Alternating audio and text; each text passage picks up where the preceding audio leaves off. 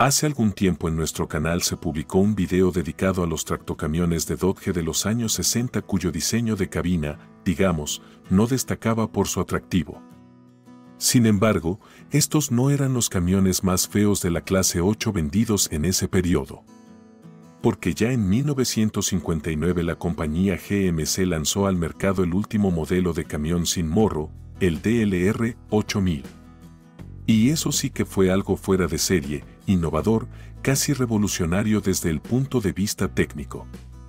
Pero en cuanto a su apariencia, bueno, no era lo mejor que se había visto. Aunque el propio fabricante llamó a su nueva máquina con una frase bastante pretenciosa Tail Cab Cruiser, es decir, crucero de cabina basculante, entre los camioneros estadounidenses el DLR 8000 recibió un apodo completamente diferente, Cracker Box.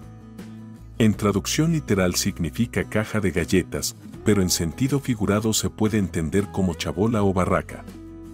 La historia del GMC Cracker Box es interesante principalmente porque el DLR 8000 y sus otras modificaciones realmente eran bastante avanzados para su tiempo. Sin embargo, como resultó ser, a los compradores la alta tecnología les interesaba lo menos. A los transportistas estadounidenses, en primer lugar, les hacían falta camiones simples pero con buen aspecto, y el Cracker Box claramente no era de esos, por lo que precisamente estos modelos llevaron a que la participación de GMC Trucks en el mercado de tractocamiones pesados de clase 8 comenzara a disminuir lenta pero constantemente. Así que comencemos, como de costumbre, con un pequeño repaso histórico. La configuración sin morro en un camión, en la que la cabina se encuentra sobre el motor, de ahí el término cab over, es decir, cabina sobre el motor, apareció casi simultáneamente con los primeros camiones que usaban motores de combustión interna. Hoy en día uno puede pasarse horas al borde de una autopista estadounidense y no ver ni un solo tractocamión sin morro. Sin embargo, desde finales de los años 40 y hasta principios de los 80, precisamente los cab over fueron la principal fuerza motriz del sector del transporte en los Estados Unidos. Se los podía encontrar en cualquier parte del país, en cada estado, en cada carretera.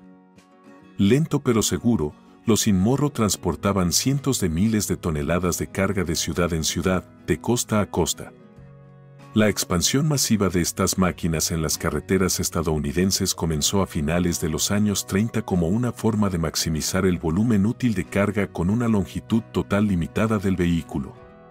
Y ya después de la Segunda Guerra Mundial los cab over se convirtieron en una parte inseparable del sistema de transporte estadounidense. El desarrollo de la tecnología y la red vial llevó a que la longitud de los camiones articulados aumentara constantemente. Por eso, para mediados de los años 50, la mayoría de los estados, especialmente en la costa este, comenzaron a introducir estrictas restricciones a la longitud total de los camiones con remolque. Y estas restricciones solían variar de un estado a otro. En algún momento, la única forma de aumentar el volumen útil del tráiler desde el punto de vista de los fabricantes de automóviles fue reducir la longitud de su cabina. La comodidad del conductor fue completamente sacrificada en favor de unos metros cúbicos adicionales del compartimiento de carga. Sin embargo, en algunos estados del oeste, los legisladores aplicaron otro enfoque para regular el tráfico. Para reducir la carga en la calzada, permitieron distribuir un mayor peso en un mayor número de ejes y aumentar la longitud total del camión con remolque.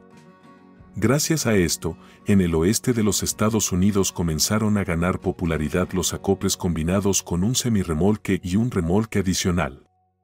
Estas máquinas eran verdaderos Frankenstein que transportaban una enorme cantidad de carga en un solo viaje, pero aún así, incluso en el oeste, la mayoría de los tractocamiones seguían siendo sin morro. Los cab over prácticamente dominaron las carreteras estadounidenses hasta principios de los años 70, cuando las autoridades comenzaron a relajar gradualmente los requisitos de longitud de los camiones con remolque.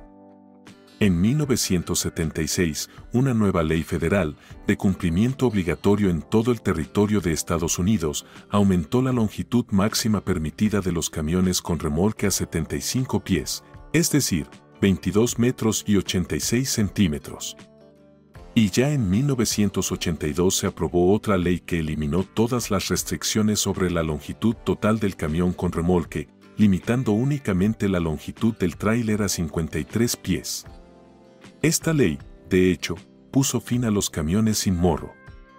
A partir de entonces, los fabricantes podían construir camiones de cualquier longitud y configuración sin preocuparse por liberar centímetros adicionales para los remolques. La era de los cab-over llegó a su fin, y el mercado de tractocamiones de largo recorrido en Estados Unidos fue rápidamente tomado por los modelos con morro, que en la terminología americana se designan con la palabra conventional, es decir, convencional o tradicional. Ahora volvamos a los años 50, cuando los principales jugadores en el mercado estadounidense de camiones pesados eran GMC e International Harvester, aunque la posición de esta última comenzó a fortalecerse rápidamente a mediados de la década. Ya en 1953, International había iniciado la producción de un nuevo tipo de camión sin morro, el tail cab, es decir, un cab-over con cabina basculante, lo que facilitaba considerablemente el mantenimiento y reparación del motor. Mientras tanto, GMC Trucks seguía produciendo camiones de diseño antiguo que también eran cab-over, pero aún conservaban una especie de capó recortado con formas redondeadas. Debido a estas formas, tales camiones fueron apodados en la comunidad camionera como cannonball, o sea, bala de cañón. Reparar y dar mantenimiento a los motores de los camiones cannonball era mucho más complicado que en los nuevos cab-over con cabina basculante, y GMC comenzó a perder rápidamente clientes. Al darse cuenta de la razón detrás de la caída en ventas, GMC también comenzó a desarrollar su propia versión de un cab-over con cabina basculante. Pero antes de que ese modelo debutara, la compañía logró lanzar al mercado una innovación importante, la suspensión neumática, que primero apareció en los grandes autobuses interurbanos y luego en los camiones pesados Cannonball. Las bolsas de aire utilizadas tanto en los ejes delanteros como en los traseros mejoraban radicalmente la suavidad de marcha de los vehículos pesados, lo que no solo beneficiaba la comodidad de los pasajeros de los autobuses y los conductores de los camiones, sino que, en teoría, también garantizaba una mejor protección de la carga y una mayor durabilidad de la propia máquina. Con esta tecnología en mano, los ingenieros de GMC confiaban en que podrían crear el cab-over con cabina basculante ideal, superando a cualquier competidor en todos los aspectos, como capacidad de carga, eficiencia de combustible y, por supuesto, comodidad del conductor. Todo este proyecto se desarrolló teniendo en cuenta la mayoría de los estados estadounidenses, donde existían estrictas restricciones sobre la longitud total del camión con remolque. Por ello, el nuevo tractocamión pesado GMC DLR 8000, presentado en el Salón del Automóvil de Chicago a finales de 1958, recibió una cabina increíblemente corta, cuya forma poco atractiva y casi plana acabó por darle el poco halagador apodo de Cracker Box. La cabina medía solo 48 pulgadas, es decir, poco menos de 122 centímetros, aunque, según el fabricante, era una de las cabinas de camión más avanzadas del mercado. Fabricada completamente en aluminio y con guardabarros y parrilla de radiador de fibra de vidrio, la cabina del Cracker Box se distinguía por su apertura de puerta extra ancha con puertas que se abrían a 90 grados y contaban con un mecanismo de fijación. El equipamiento de serie incluía asientos ajustables en varias direcciones, viseras parasol extra anchas, una columna de dirección ajustable, un calefactor de alta potencia y dos salidas de ventilación a la altura de las rodillas para el conductor y el pasajero, que se utilizaban para refrescar el interior en climas cálidos. Según el fabricante, la cabina del camión ofrecía una ergonomía mejorada gracias a la disposición optimizada de todos los instrumentos y controles. Además, las gruesas alfombrillas de goma en el suelo proporcionaban un aislamiento adicional contra el ruido y la vibración. A finales de 1959 apareció la segunda versión del modelo, designada como DFR 8000. Con la misma distancia entre ejes de 274 centímetros que el DLR, la longitud total del DFR era de solo 404 centímetros, lo que significaba que era aproximadamente medio metro más corto que el DLR. Esto se logró colocando la cabina del DFR directamente sobre el eje delantero. Otra diferencia clave entre el DLR y el DFR eran los motores. Mientras que la primera versión montaba un motor diésel Detroit Diesel 6A71 de 6 cilindros en línea, la segunda versión estaba equipada con el más compacto Detroit V6-71.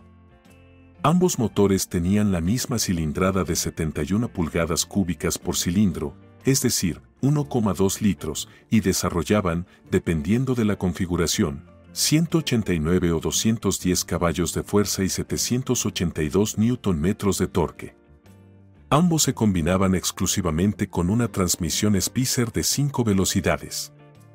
Sin embargo, debido a su menor tamaño, el motor en V se instalaba únicamente en la versión más corta, el DFR 8000.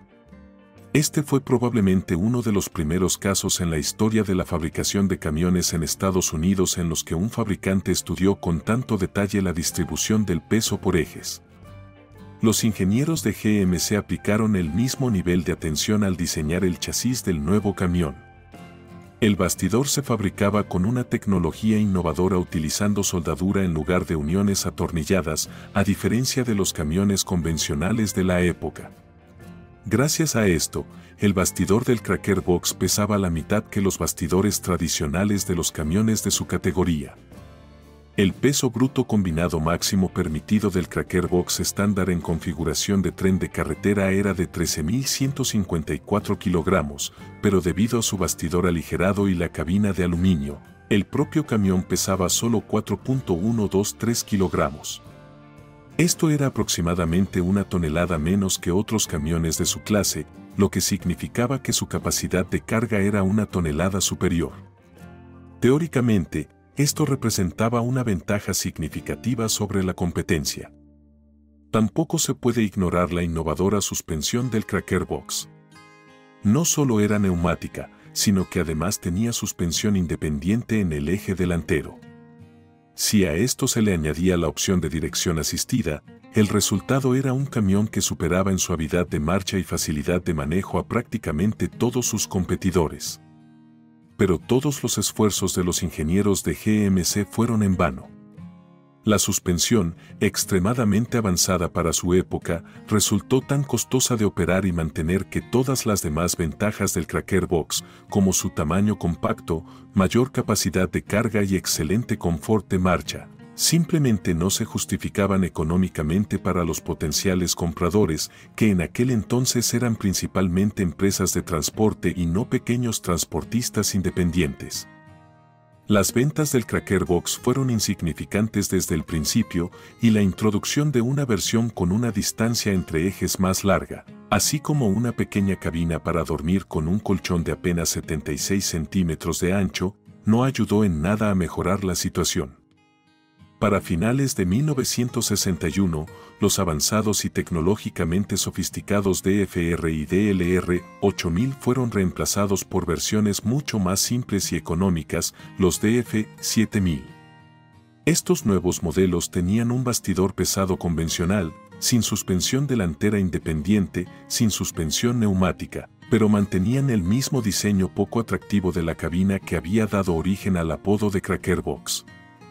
Los nuevos tractocamiones de la serie DF, que ofrecían una gama más amplia de motores diésel, incluyendo el potente Detroit Diesel V12-71 de 475 caballos de fuerza, se vendieron un poco mejor que los DLR y DFR originales. Sin embargo, su impacto en el mercado de camiones seguía siendo insignificante y no contribuyeron en absoluto a mejorar la posición de GMC en la industria. Por eso resulta aún más sorprendente que, a pesar de las bajas ventas del Cracker Box, los otros miembros del Big Three de Detroit decidieran que también necesitaban camiones con un diseño de cabina minimalista y simplificado. En 1964 apareció el Dodge All Series y en 1966 el Ford W Series. Sin embargo, al igual que el GM Cracker Box, ninguno de estos modelos tuvo gran popularidad. Es notable que ninguno de los fabricantes independientes de camiones, como Peterbilt o Kenworth, siguiera el ejemplo de GMC ni adoptara el diseño estilo Cracker Box en sus vehículos. Estas compañías producían modelos mucho más atractivos en términos de diseño y ofrecían a los compradores una amplia gama de opciones de personalización estética, lo que se convirtió en un factor clave para el aumento de sus ventas. Por supuesto, se pueden recordar camiones de formas angulosas como los Marmon, que comenzaron a salir al mercado a mediados de los años 60, pero estos nunca se vendieron en grandes volúmenes. Además, eran camiones de una categoría completamente diferente. GMC continuó fabricando el Cracker Box hasta 1969, cuando fue reemplazado por el nuevo modelo Astro. Estos tractocamiones tenían un diseño mucho más atractivo que el DF7000, se vendieron considerablemente mejor y permanecieron en el mercado por casi 2 décadas, pero esa ya es otra historia.